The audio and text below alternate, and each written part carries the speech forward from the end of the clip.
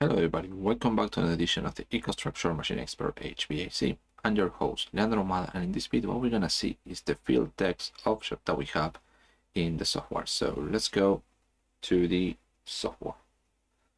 So in the previous video we saw a few elements, how to configure them. So we saw the line rectangle and we also saw the static text. So now what we're going to do is to use display text, or it has a similar name in other softwares, okay, which is this one over here. So basically this one is display text, is what I usually call, that allow us to see strings variables. Okay, so the first thing that we can do is to create some variables. Okay, so we're going to have, for example, here you're going to use a variable called string, compile, and if everything is well, we should be able to see that variable on the other side. So let's go to the display. Now, bro, you are not able to see it. Just resize this to a place that you can see everything. I believe it's gonna be enough. So here in the HMI bars and the parameters, should be able to find this S bar, which is the value that came from the PLC as a text. So here I'm just going to drag and drop, and then here you can see insert object. It's going to be edit control and OK. So here you have something. You can resize this. Okay, and you can see the number of charts is going to be changing based on this. Okay, and I can reduce this to, I don't know, 15. So this is one way to doing it. Now that we have the object, let's see what else we got.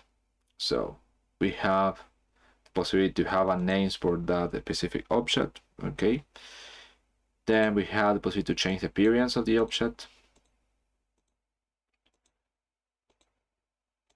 And to be honest, this one I never change it. I usually use flat. Okay, but it's up to you. I just show you what we got.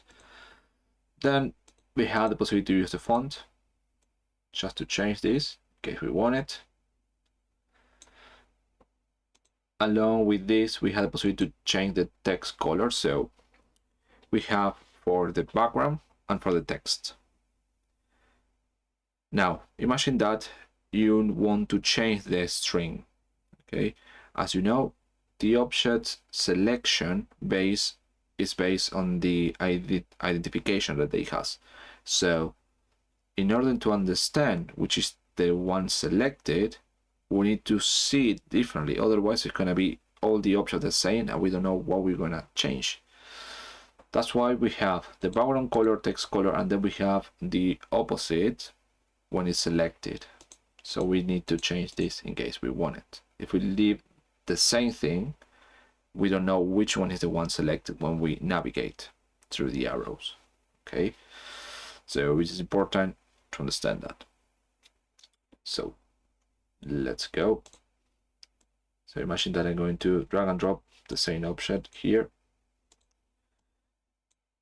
and I'm going to use 15. So if it doesn't change, okay, and we are online with the controller, we don't know which one is the one selected. That's why it changed the opposite. So the next time when, for example, I move to this one to here, the letters are going to be in white and the background is going to be in black. So it's giving us the idea that, okay, I'm selecting this and then I'm going to enter and make the modifications. So the other thing is what I usually do. This is in case you want it. So in order to know which are the fields or options allowing you the possibility to make a change, we have the possibility to select this, read and write or read only. Okay, so if the object is read only, what I usually do is to use RO for read only, and then I change the border to 0.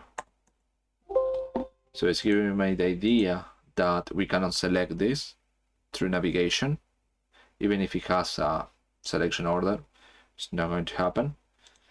And then next to it, I usually add a insert text static. So saying, I don't know, config or set point, for example.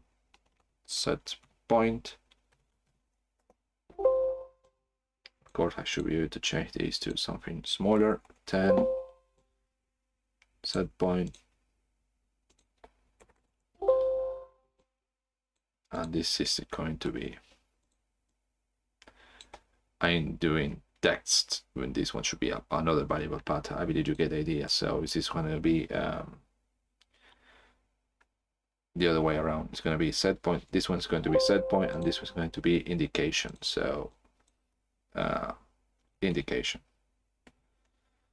So this one is giving you the idea that you cannot touch this, and it's going to be like a static text, but it's a variable coming from the PLC. Okay, so when you look at this on the screen, you know that that object cannot be selected. Okay, you know it on the software that you cannot select it, but the operator, the user cannot. So this is one way to show that they cannot. What else? So let's select this one. We have the possibility to select the variable. In case we don't want that variable, we just go here and select the string variable that we want. Once you select another one, all the configuration for the format will be deleted. Okay. If it's a variable, okay, with a string, here at the format you have the possibility to select password, and then you have all the asterisks in case there is a password. If you don't want to, just uncheck this and you should be able to see the characters. So just to show you that, just going to leave this one as password. I almost forgot about this. So password. Okay, fine, happy days. Now, I already mentioned that we have possibility to use read and write or read only. We also have the possibility to make some kind of alignment for the text, right, center, or left. It's up to you how you want to present. But yeah, it's up to you. Usually leave it in right, and it's going to be like this for the next object, or I put it everything on the same page, the same size, but it will depend on the design that you want to do. So we have possibility also to change the borders. Okay, or select 0 so it disappear. Okay, or you can change this, but I usually put it on 0 if I don't need it, but it's up to you once again. The format, ready to accept that, selection order, so this one's going to be the first one, first, 2, and 3, but this one's going to be read only, so I should then be able to select it. Here, selectable false. Okay, so the customer is not be able to select this. Okay, he has the selection order, but with this, nothing's going to happen. So we know that this variable cannot be changed. Then we have the possibility to select visible, it's always true, or you can add a variable to make it visible. So let's see, I believe I create another variable for the other project. For this one, variables. So this one, show, I'm going to put this variable here. Okay, just to show you. Okay, so I can link the visualization of this variable. Over here, let's set this one, visible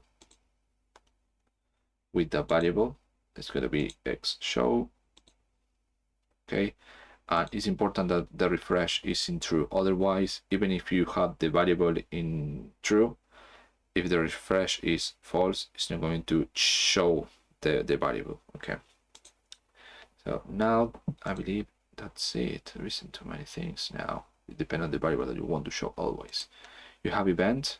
In case you want to link an event or procedure, but in this case I don't have just the global one, but you can link a procedure to be executed when something happened. Okay, even if it's a click, it's not a click, it's like the selection. Okay, because we don't have the touch on this embedded display.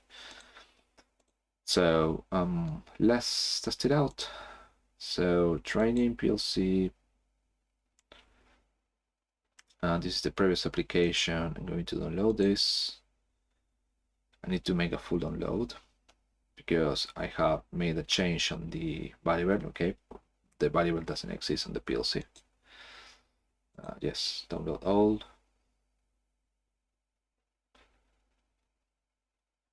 Okay, there you can see that I have that. So I'm going to, yes.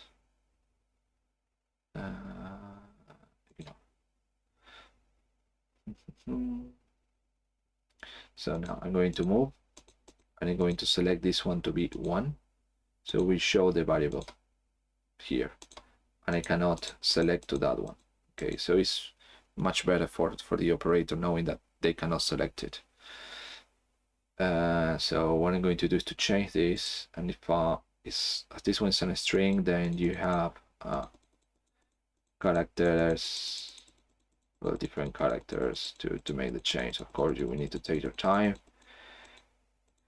If you want to put something fancy here, but yeah, you have the possibility to play around with this. Otherwise, I would probably advise to use the commissioning or have that in a recipe on a specific list, or use here the PLC. I want to watch, want to configuration status variables. This one, I'm going to put hello there, hello. So you have that, okay, and then I'm going to make this visible the other one. Okay, so I believe these are most of the features you can do with the display text, which is something that I call, for example, in Operator Terminal Expert or Visual Design. I believe have something similar, display text. So using this one over here, insert new edit, display text is going to be much fancier. So this is it, how you can use this object to visualize text coming from the PLC, or you can also use internal variables of the HMI embedded display. So thank you very much for watching this video, and I see you in the next one.